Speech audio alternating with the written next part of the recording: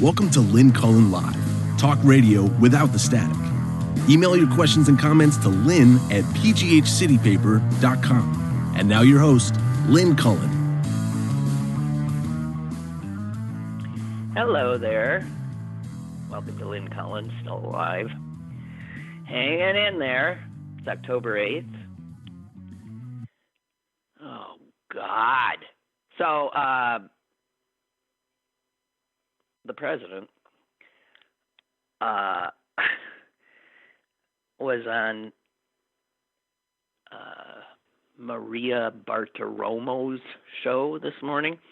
Here's some of it. I just want to remind you, not that you need reminding, who your president is. Your president today called on his attorney general, Bill Barr, to indict Barack Obama and Joe Biden for supposedly spying on his campaign. Excuse me. Yeah, he did.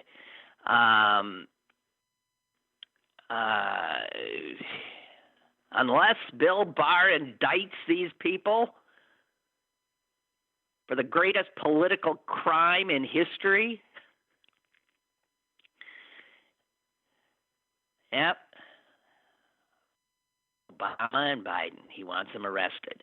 And, of course, in the same realm, he went on to suggest that if Biden is elected, that Kamala Harris will, oh, my God, this is, will overthrow Joe within 2 months of the inauguration, that he suggested Biden didn't really have even 2 months of energy in him to get him to that point, but that Harris would take over, and he called her a monster.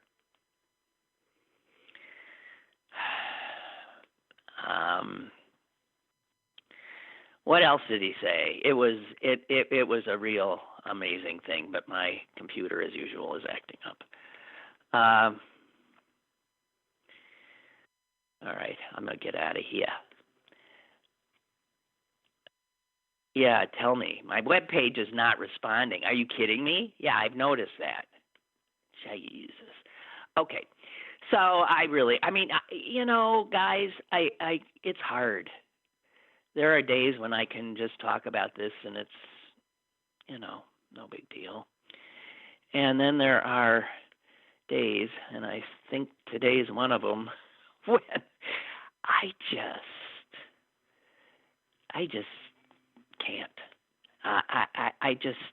It's almost unbearable, the reality of it.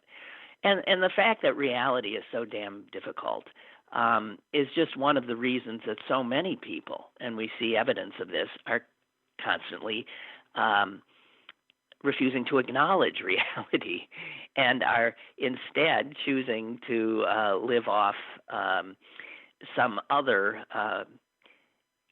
different manufactured reality that makes them more comfortable. And I think in many ways I can begin to almost understand how people can get themselves into believing this craziness. And the reason would be because they need to. Because reality is just too scary, too unsettling, too destabilizing. And so you make up conspiracy theories. Who would think that something as absurd as the crap spewed by QAnon would ever grab hold? Would move so quickly from something that we all had to be, schooled about as this fringe group of people that every once in a while showed up at a Trump rally, to now the fact that candidates espousing these views are in line to win elections and become members of the United States Congress. QAnon, as well, is now getting an international following. I read a chilling story about a QAnon chapter. Was it in Germany or was it in the Netherlands? It was in, not the United States, and it was an actual chapter of QAnon. And they totally are buying into it, and buying into the fact that there is a cabal of child eating, sexually abusing. I can't even. And that Donald Trump is essentially Jesus and is going to save the day somehow. I mean, that anyone can buy into that. That apparently more and more Americans are.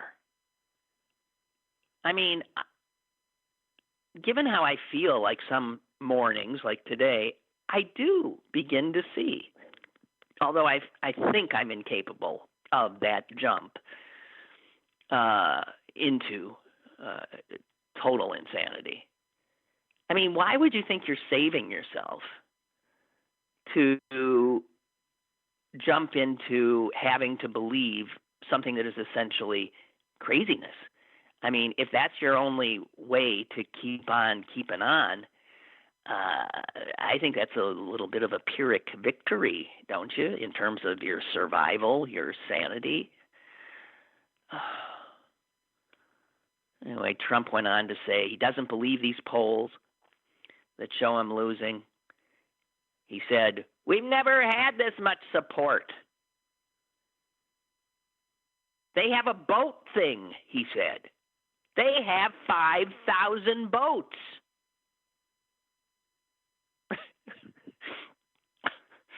Oh, God. God. I guess, I don't know why. Some days this stuff just gets me more than, sometimes I can brush it off. And like today, I can't. I'm looking at this as if I've never seen such an incredible statement from a president, when in fact I've been seeing that on a daily basis now for 4 years, and they've been getting more and more insane. He doubled down on his having done more for black people than anybody since Abraham Lincoln, or I think even more than Abraham Lincoln. And then before it was all over, he had gone back to insisting that Hillary Clinton also be jailed because of her emails. Yep. So we're in this sort of like endless loop of insanity. And what are we, 26 days from the election? And by the way, an election which is not a given in any way, and especially given all of the very busy little efforts being done. I didn't mean to say little. Large efforts being done by the president and his cronies while they still have power to undermine that election. Apparently, there has been it's a given that no attorney general would ever start up any investigation involving election security heading into an election. If there were concerns, they would be dealt with afterwards, but the sense was that historically, that you did not want to in any way make people feel that their vote was not going to count. You didn't want to sow any kind of concern about the vote. And that has been something that has been held to by every attorney general in this country. Oh, God. God, do not rest for a moment, not for a moment. So I watched much of the vice presidential debate last night, and I don't think we should have these debates. They're not. First of all, they're not debates, and I mean, this one did not go off the rails like the presidential debate, but that was not a debate. In a debate, there are questions posed, and the debaters deal with that topic. And I don't think there was even one question posed to Pence that he answered. I mean, there were times when he simply ignored the entire, not just the question, but the entire huge surrounding area that the question was maybe focusing on a little part of. I mean, he didn't even get into the ballpark. He would just start one of his little canned speeches on anything. So he's asked a question about, let's say, immigration, and instead he starts talking about China. I mean, it was. I mean, if you're somebody who is of a serious mind, and you're watching that, the only thing you can feel is, well, not the only. I mean, incredible frustration, and that invariably, for my part, leads to anger.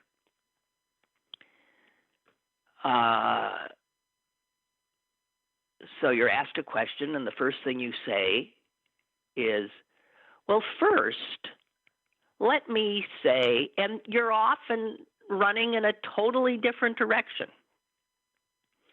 Well, this is called pivoting.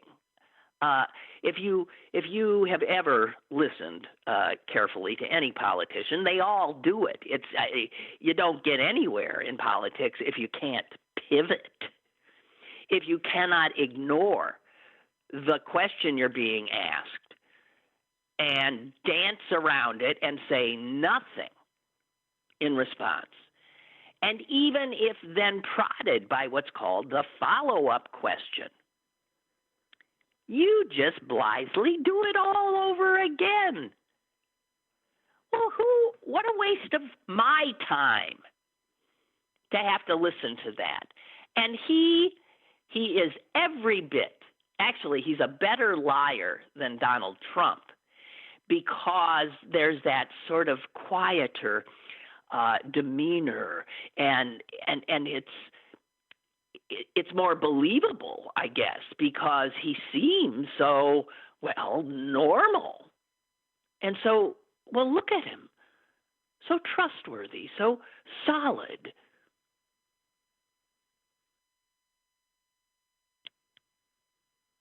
I just couldn't.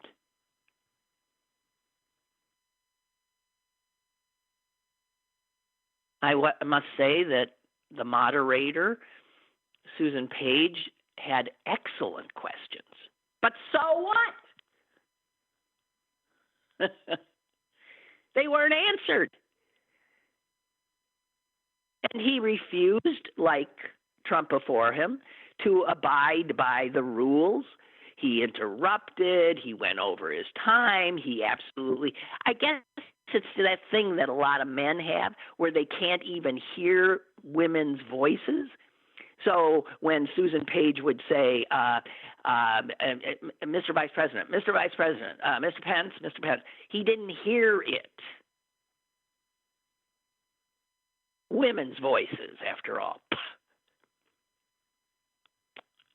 I don't have I just don't have the stomach for it. And I haven't had the stomach for political pivoting for a long, long time. People have often said to me, why don't you have like more, candidates on your show, more, office holders on your show? Because I rarely do. And that goes back a long, long time. And it's because of exactly this. The inability for almost any of them to answer any question I would ask. And it's just a waste of time, and it's annoying. The only time I like talking to a politician is if we don't talk politics, if we talk about anything else, and then you can get the sense of a human being.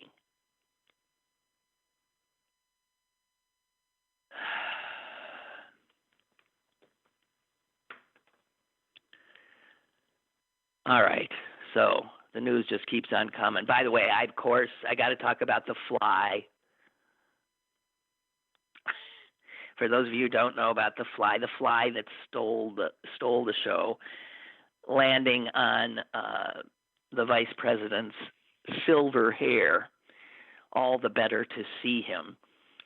And that little fly, the little guy, that little fly, I thought maybe it got stuck in the hairspray or something, because it landed, but then it didn't move. And, flies are normally, they somewhat active. At least they're rubbing their two little front legs together and stuff. And this guy just, and that was it. The only reason I know it moved a little bit, it was on there for what? Somebody said over 2 minutes. For all we know, it laid a few maggots, a few little eggs. I hope somebody better check on the Veep's head. But the funniest thing, and the only thing this morning that made me laugh, was a video that someone took from their couch as they suffered through the vice presidential debate, because it's a picture of their television screen and a little bit of a wider shot initially of their television screen, and it shows the split screen of Harris one side and Pence the other, and the family cat is up there right in front of the Pence's face, and it's batting at that fly on his head. It is the greatest thing. Yes. I can't. You got to see it. So I know a lot of people said, I didn't even see the fly. Why didn't I notice the fly? Well, this little cat did, and it was like, bah, bah. And it would have been funnier if the fly had been like walking around a little bit, but as I said, it wasn't. But man, that cat saw that totally motionless fly and thought, yes, mine for the picking.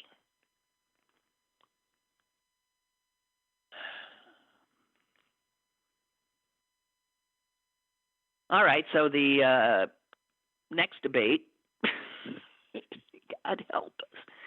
The next debate is the presidential debate, the second one, the town hall. It's supposed to be in Florida. And it appears now that ain't going to happen as it was supposed to because of the president's health and the fact that nobody, none of us, really knows how that health is and if he's still possibly infecting people. So the presidential commission said we're going to do it virtually with Trump in one place, Biden in another, and the moderator in a third. And we can still do it, no problem. And Trump, of course, immediately said, ridiculous. I won't do it. Well, okay.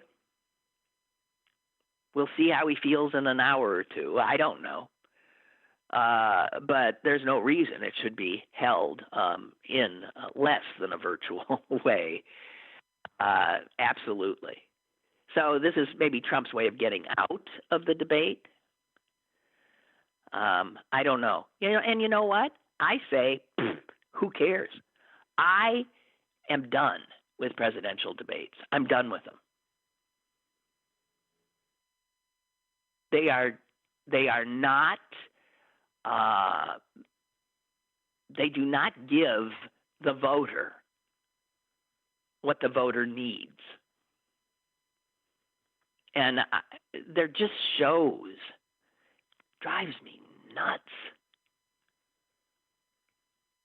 I kept thinking with Susan Page, I mean, isn't there a way? I kept putting myself in her shoes and thinking, when Pence would keep going and going and going, or when he wouldn't answer the question at all. I mean, why wouldn't she? I'm sorry, why couldn't she?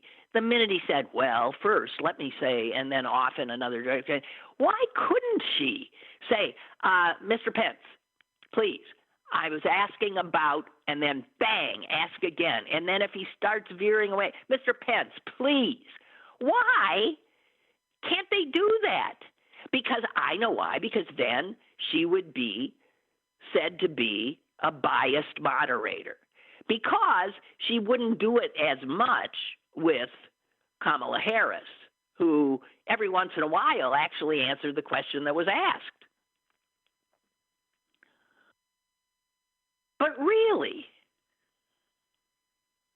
and then when he wouldn't stop, when she kept saying, why wouldn't you just raise your voice? Mr. Pence, please.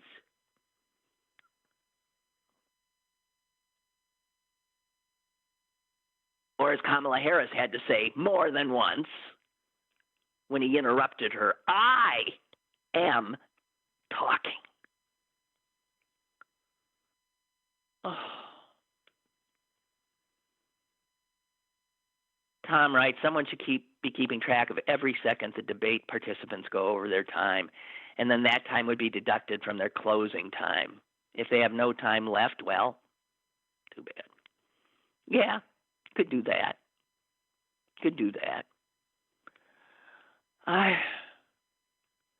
Little Tony says, I watched 3 minutes of the debate. Oh, wow. I just couldn't do it. When I heard Pence, I had to turn away for my own sanity. I followed it on Twitter for a while and then went to bed. Sorry to miss the fly on his head. Well, it's there for all eternity, so, enjoy.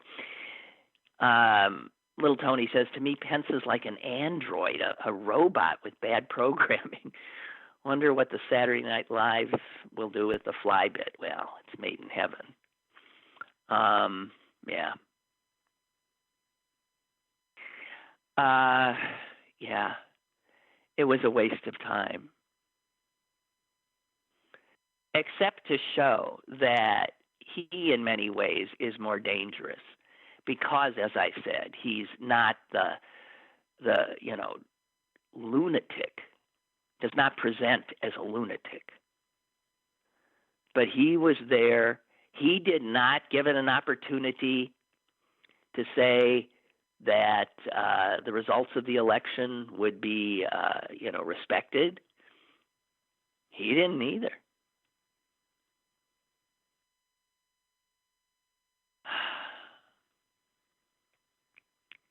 Ed writes, isn't the QAnon thing very similar to religions in the world?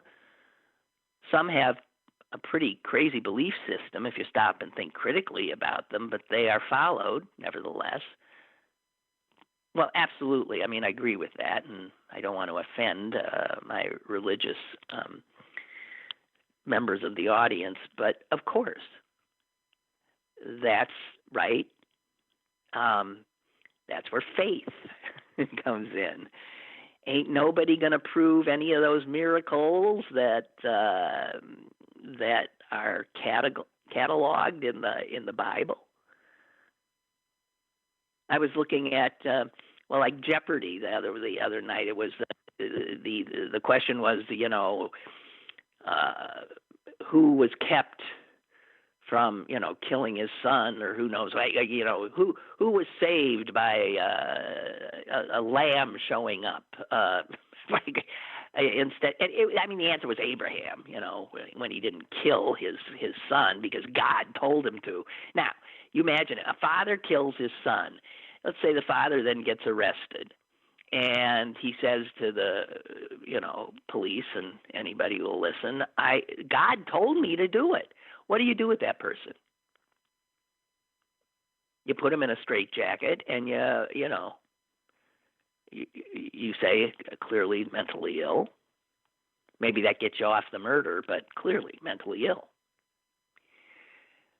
But you're right. Anybody believing in these foundational documents of the religion I was born into, Judaism, or then the offshoots of Judaism, and I'm sorry, but they are offshoots. Judaism is the mother of all of these two big, huge religions, and that is, of course, Christianity and then Islam.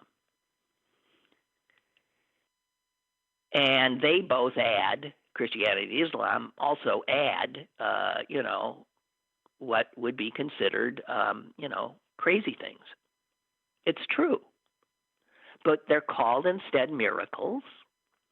They are called instead proof to the believer, right? So in that regard, right, what you say about QAnon is true.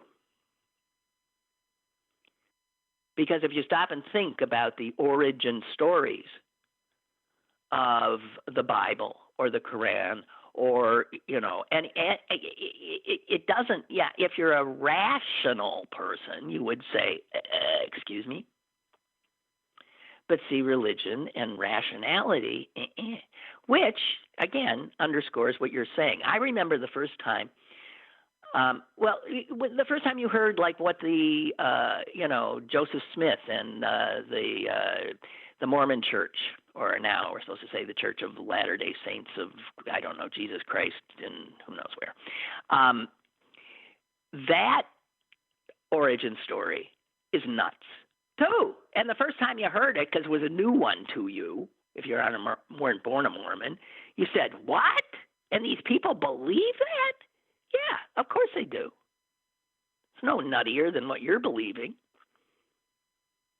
And then when I heard the Scientology stuff, all these people believe in Scientology, and I heard about what their stuff is. Wow, it is nutty.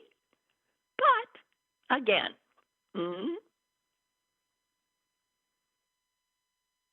it's nutty until it's around forever and ever and becomes something comfortable and comforting. And there we get back to human nature. And it must be a very powerful need in human beings to have a narrative, a story that explains, what the hell am I doing here? For those moments when that question occurs, right?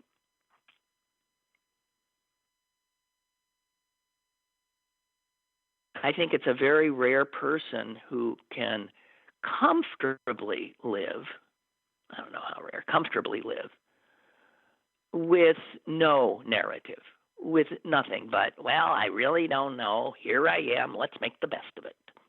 I don't know. But the need to believe in, like, a conspiracy theory, which we would say QAnon is a conspiracy theory. But any religion that is now recognized is a religion. So what's the difference is essentially the question Ed raises. And it's a good one. It's a one that would, get some people's backs up, but I'm sorry. It's certainly arguable.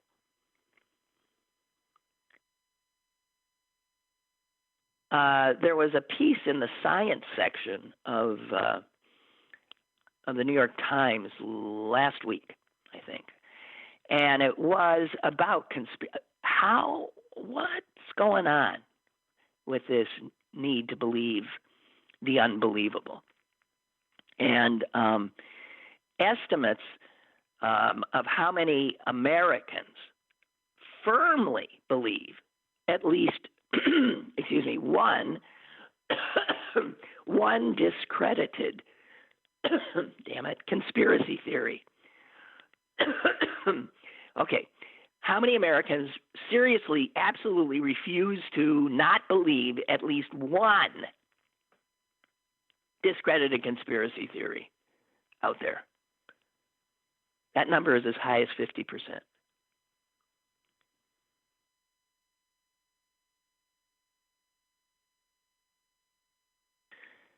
And yet, psychologists and psychology has not done a lot of studies on what's going on with the need to buy into lies.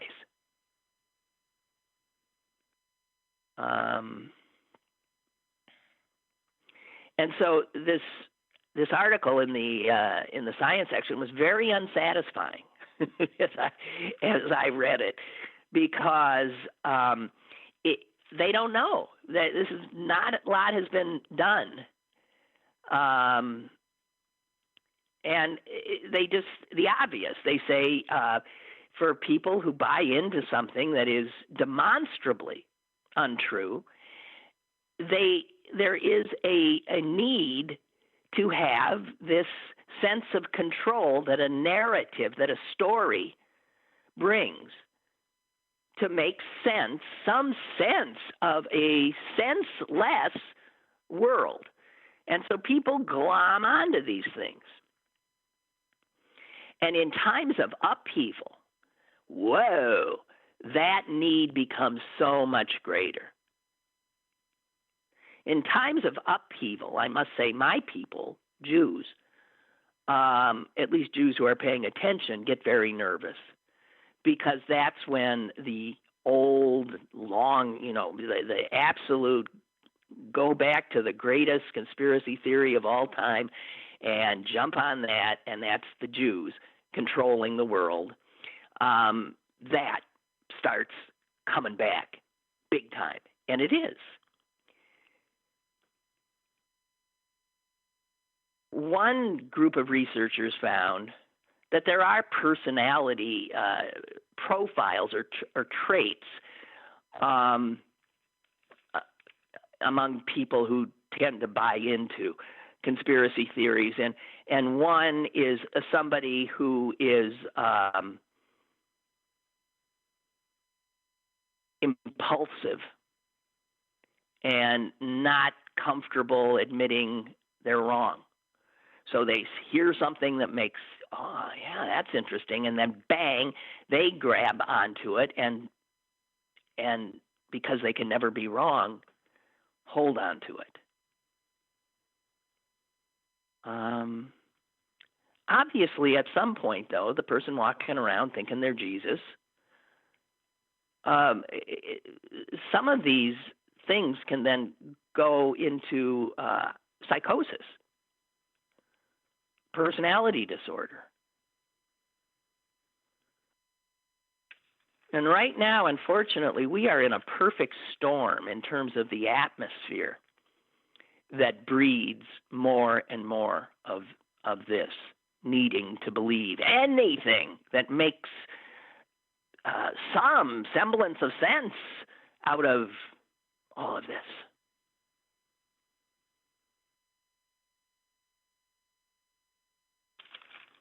There's paranoia involved. There's who knows what. But another disquieting thought, I often use the term cognitive dissonance.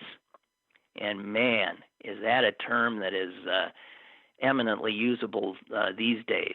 It turns out it was a psychologist, not surprisingly, a guy named Leon Festinger, who came up with the theory of cognitive dissonance, and this is back in the 50s. And, in part what it is he was looking to see how our how strong is this human desire to reconcile the irreconcilable, to make sense of the senseless. And so the kinds of cognitive dissonance I've been feeling on a hourly level with the news and how people are responding to it is just overwhelming sometimes. And for a lot of people who can't handle that dissonance because it's unsettling. Those who can't handle it often will then buy into any theory that allows that noise in their head to be quieted a bit. So one writer puts it this way: our brains will go to baroque lengths, do magic tricks even, to preserve the integrity of our world view, even when the facts inconveniently club us over the head with a 2x4. And that the facts are saying, no, that's not true. But your brain is saying, I don't care what you're saying. I have to believe this. The scary thing now is that for people with this need, and for those who are peddling some of these theories, there are these amazing outlets that spew it directly into the ears and heads of those so in need of some comfort, of some explanation. And so social media, QAnon would never have spread without the internet, without Facebook, without social media, never. And as quickly as it has. And Fox News has proven over the decades now to be incredibly, really good at providing people with these parallel narratives, these parallel ways of looking at something that will minimize their sense of fear or discomfort. So Fox is there to just, yes, calm down here. Let us show you what is really happening. Sometimes it's not calm down. It's freak out. Let us show you what they are doing to you. So Fox News often, and other outlets like it, rather than trafficking in information, they traffic in disinformation. Rather than confirming reality and facts to their audience, they disconfirm facts. And here's the unsettling thing. The only way a human being grows, moves forward, is by being able to be willing to learn, to be vulnerable, to open up and take in information that in fact might be unsettling, but to take it in, to learn, to change, to grow.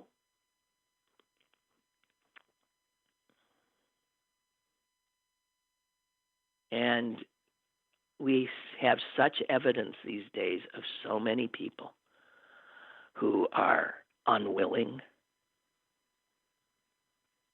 more than unable, unwilling to allow themselves that vulnerability that will lead to growth. The fact that Donald Trump has never admitted he was wrong about anything, that he, and we now use the term all the time, doubles down on the lie or the outrageous statement. And it is because he lacks the ability to be vulnerable and humble, to be willing to say, I don't know it all. I am willing to learn. And that is the model. That, the president has this great power to be a model. And look what he is modeling. It's really something.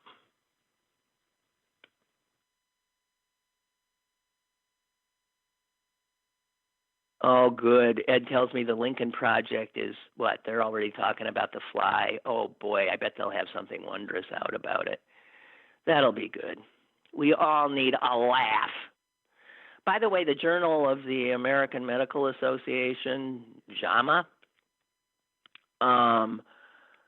did something today they've never done before.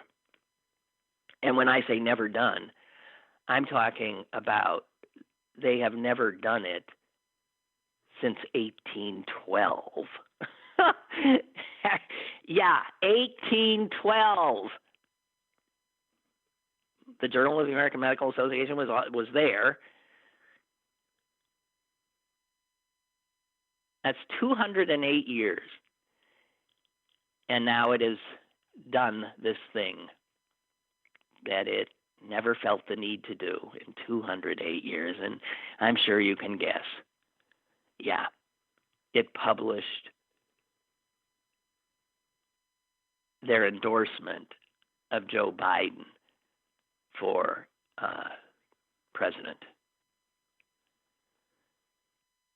And they have never, ever, ever done such a thing. It's signed by, I guess, all their editors. There's a number of different had to sign off on it.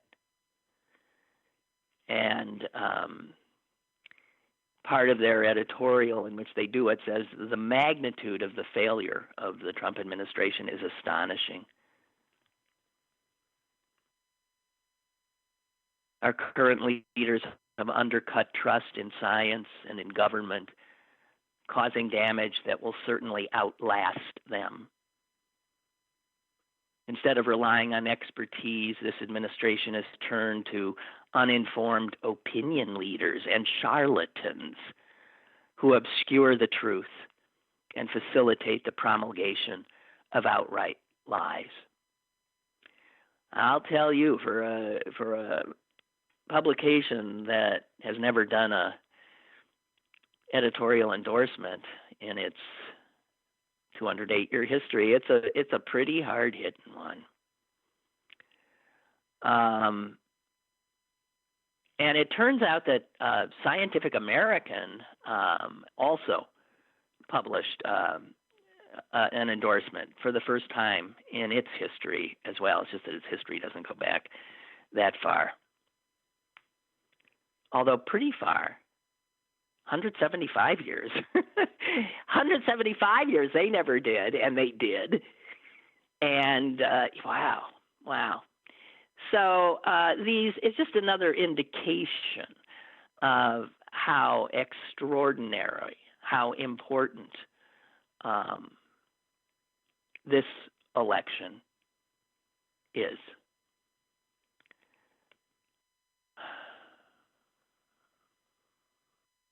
What do I have here? Oh, we were talking yesterday about the fact that, like, Taiwan, a nation of millions and millions and millions and millions of people, had fewer cases reported of COVID-19 in the last week than the White House. And we were using the number 14 for the White House. 14 cases, which I'm not sure was counting Trump himself, obviously should. But 14. But different, who did this? Let me see. ABC News has gotten hold of a memo that was distributed among senior leadership at FEMA, which is, by the way, a branch of the Department of Homeland Security, which is, by the way, responsible for managing health disasters. And the FEMA memo says that the coronavirus outbreak has infected 34 White House staffers and other contacts in recent days.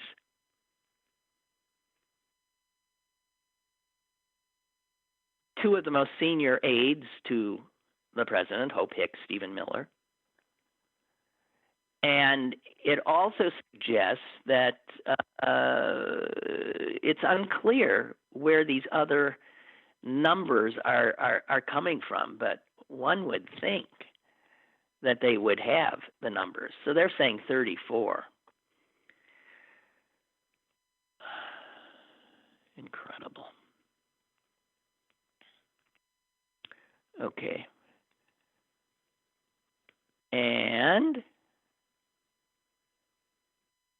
Bree writes, this is the best news about a coronavirus cure we've gotten in weeks. And here's what he says. This is from Eli Lilly. It says that it has on, it is, Eli Lilly is saying it's monoclonal antibodies, which is that cocktail Trump was given, can significantly reduce viral loads in patients recovering at home and ameliorate symptoms a few days after infection. Well, so since the president ain't dead, that lends some credence to it. I don't know. He's not, one guinea pig ain't enough. But if this thing looks promising, it would be nice if they would ramp up production so that some of us little people might have access as well. Chuck writes, Lynn, regarding Trump's comments this morning, his campaign is at a point where they are just throwing everything against the wall, hoping something will stick. Trump knows Barr would never arrest Obama. Of course not. You're right. No, this is all about firing up their base. I mean, what you're looking at is a flailing, floundering, scared man in Trump.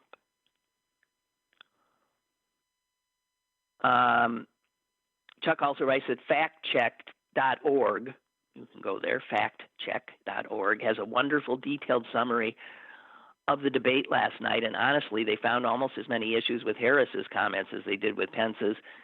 True, Pence ignored complete questions, but so did Harris. She never answered the question about packing the Supreme Court. Right, I know, because that's I agree, and I said earlier that, Susan Page would not have been able to jump in and say, keep repeating the question, Mr. Vice President, Mr. President, if she didn't do the same to Harris, but there's no way she would have done it as often with Harris.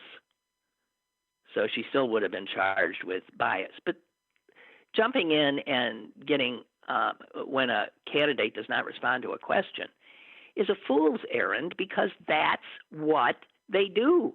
That, in fact, is the sign of a great presidential debater, the one who doesn't answer any of the questions.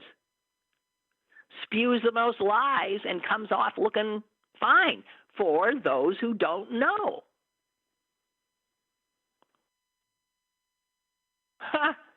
Chuck also writes, the fly is likely Pence's only black friend. He says the fly now has its own Twitter account. Everyone was buzzing about it last. Oh, God, Chuck.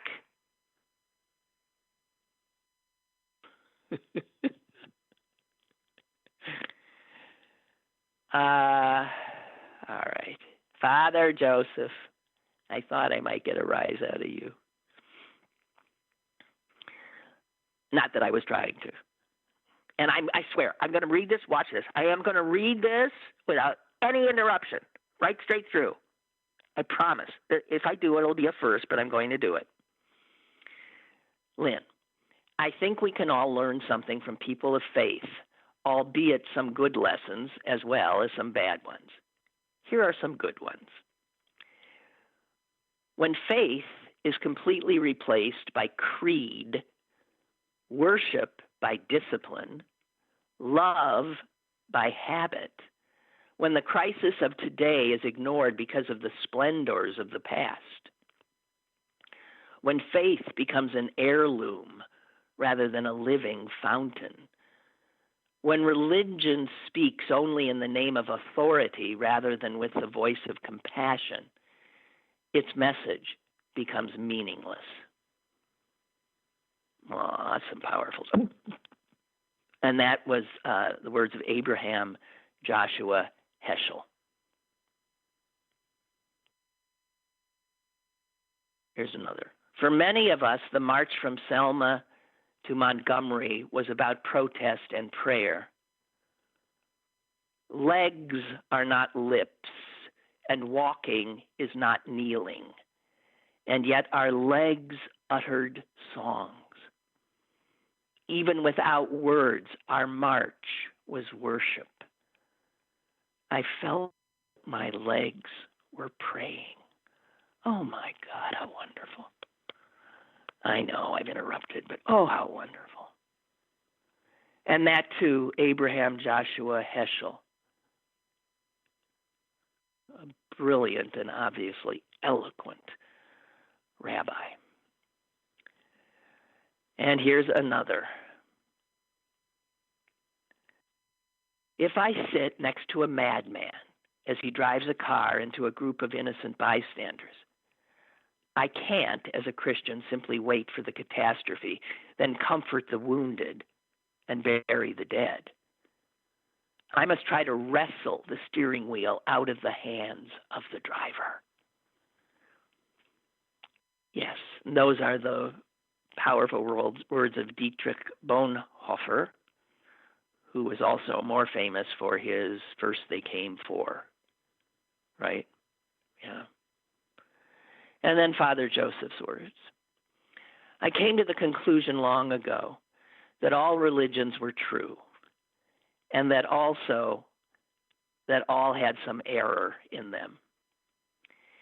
And while I hold by my own religion, I should hold other religions as dear as Hinduism. Oh no, this is my Mahatma Gandhi. I'm sorry, Father Joseph. This is Mahatma Gandhi's quote. Yeah, it didn't have like little quote things around it.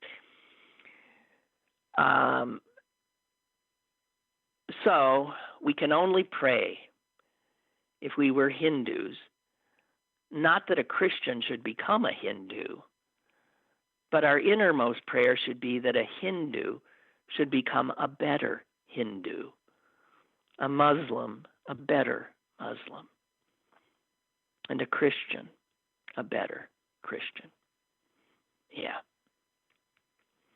Well, there is no doubt that people of faith have, yes, been exemplars of good. And I'll leave it at that. And you see, I didn't get through without. But it's because those quotes were so powerful. I mean, what was I supposed to do? Not, oh no. Bree, I'm not even going to say it. But it is funny. Henry writes, Lynn, a virtual presidential debate would introduce the ability to easily mute one candidate. Yes, it would, while the other speaks. That's why Trump doesn't want to do it. Well, that's partly why he doesn't. Yeah, that's a big part, that he loses power. By the way, Susan Page was on CNN this morning, and she said there are counters that show her how much time each candidate has received, and that she can see them as the debate progresses. In the end, Pence had only about 10 seconds more than Harris. All right, that's what she says.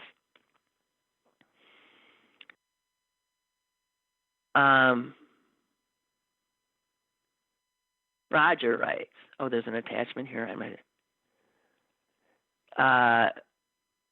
Oh, I'm sorry, Roger. I know I've muddled your ability to tell us this. Okay, Roger says, fearing mail-in ballots will be discarded by our president and the courts. My wife and I are planning to vote in person, so we trashed our ballots. Uh-oh. Luckily, a friend who works on the Allegheny County Election Committee told us that was a mistake and had our ballots mailed to us again. How can you do that?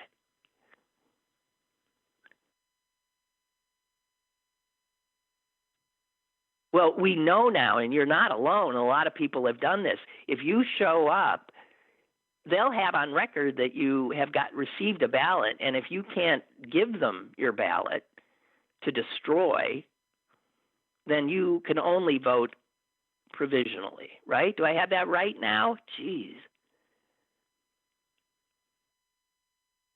Anyway, it says you may still vote in person on Election Day if you bring your ballot and envelopes to the judge of elections at your designated polling place to be spoiled on Election Day. If you do not bring the ballot and envelopes back to your polling place, you may only vote by provisional ballot at your polling place on Election Day, right? So your friend, and not everybody has a friend on the election commission or committee. So if you can't produce the ballot, you're going to vote provisionally. And now the fact that he was mailed another one means Roger can produce a ballot. Do I have, wait, I'm sorry, Amy. Do I have callers and I'm not? Oh, boy. Oh, my God, there's all these callers. If they're still there, okay, let's take them. I am so sorry. Hello? Hey, Lynn, it's Jonathan. Jonathan. I thought you forgot about us callers. Well, I did. I mean, absolutely. I just looked, and Amy said there's 4 callers. Now, whether you're all still there, I don't know. Yeah. Some days you beg for callers, and today I'm cool. Oh, God. But anyway, a couple of things. First of all, a quick correction about that editorial. It was the New England Journal of Medicine, not JAMA, that editorial was from. You are absolutely correct. Why did I say JAMA? Okay, you're absolutely correct. And I've been doing a lot of volunteering for the Biden campaign. So that is correct. If you get a mail-in ballot and you want to vote in person, take your ballot with you. They'll sign a declaration that you're going to vote in person. If you don't have it, then you can vote provisionally. Okay. And I want to give a reminder to people who are voting by mail-in. They do have the option to take one of these satellite offices. Can also take it to your polling place on Election Day. And please, please, please use blue or black ink, because on the state website, they have a graphic showing filling in the ballot, just a little illustration. With what? Red? The hand is holding a pencil. Oh, no! Well, why do they make mistakes like that? Idiots. I don't know. And there's so much room underneath that graphic. It says, number one, fill out the ballot according to instructions. There's plenty of room to say use blue or black ink, but they don't. And it's clearly a pencil. So Just want to Well, they should be able to read a pencil because a lot of people maybe only have a pencil. Damn it. Well, I think it's because of erasure. They don't want it to be. Oh, erased. okay. That's my guess. Okay. And last thing is, I know our beloved joke teller has been having phone troubles. Yeah. So would you like a joke? Oh, sure. Oh, Okay. sure. So, Mr. Schwartz is dying. He's on his deathbed. He's with his nurse, his wife, his daughter, and 2 sons, and he knows the end is near. So he says to them, Bernie, I want you to take the Beverly Hills houses. Sybil, take the apartments over at Los Angeles Plaza. Jaime, I want you to take the offices over in City Center. And Sarah, my dear wife, please take all the residential buildings downtown. And the nurse is just blown away by all of this. And then as Mr. Schwartz slips away, she says to the wife, Mrs. Schwartz, your husband must have been such a hard-working man to have accumulated so much property. And Mrs. Schwartz says, property schmopperty, the schmuck had a paper route.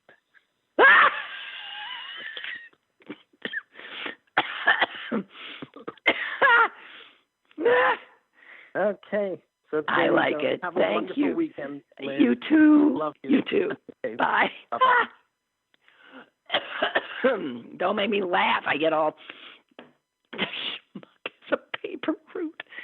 Okay. Is there another caller there? Hello?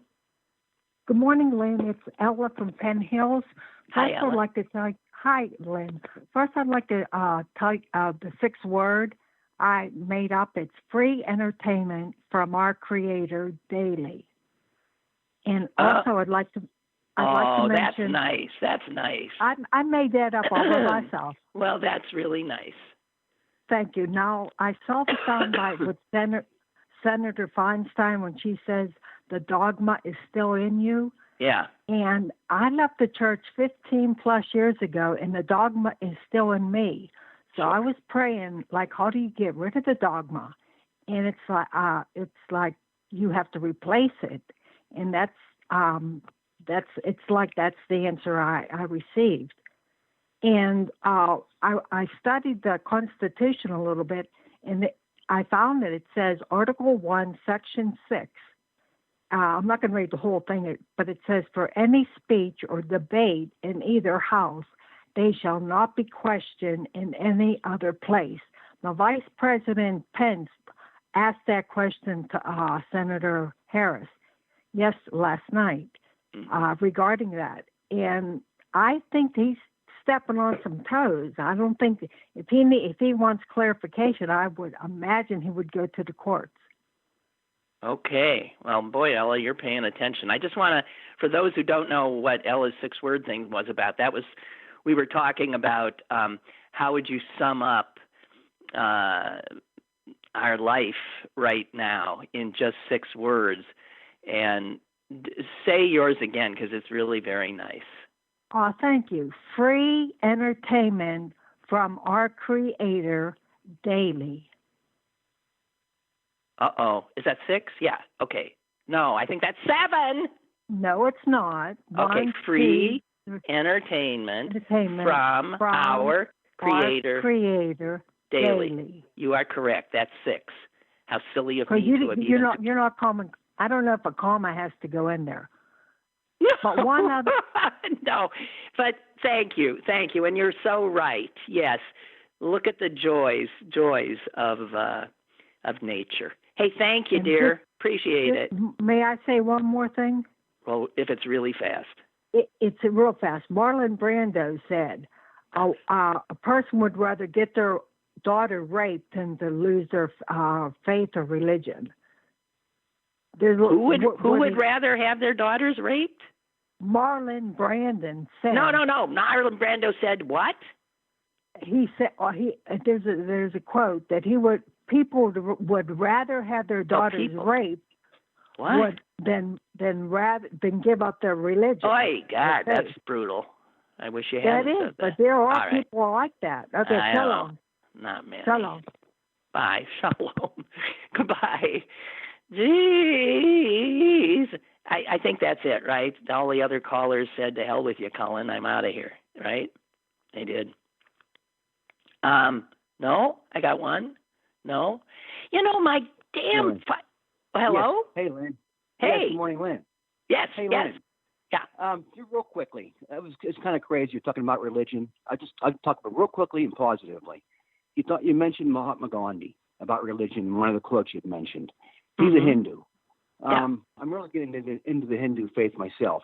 The Hindu faith is the only faith that promotes, listen to me, promotes religious pluralism. Religious pluralism means each choose your own path.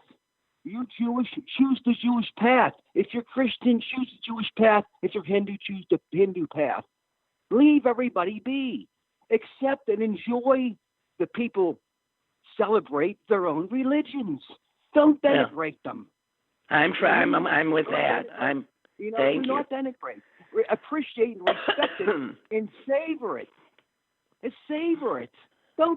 We shouldn't do this to each other. We gotta stop. We gotta stop and say, enjoy life. Enjoy the flavor. God is flavors.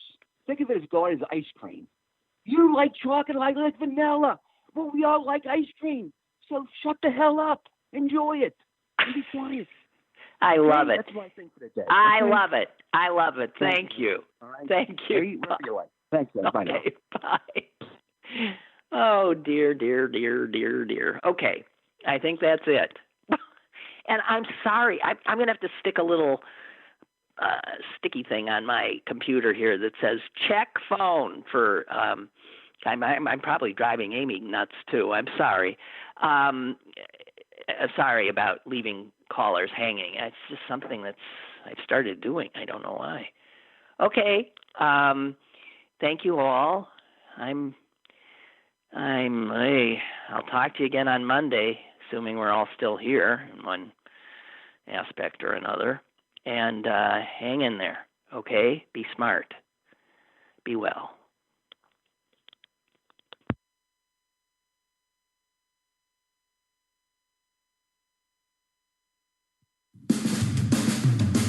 Lynn Cullen Live, Monday through Friday from 10 a.m. to 11 a.m. and archived at pghcitypaper.com. The opinions expressed on Lynn Cullen Live are those of the host and do not necessarily reflect the viewpoints of Pittsburgh City Paper or its advertisers.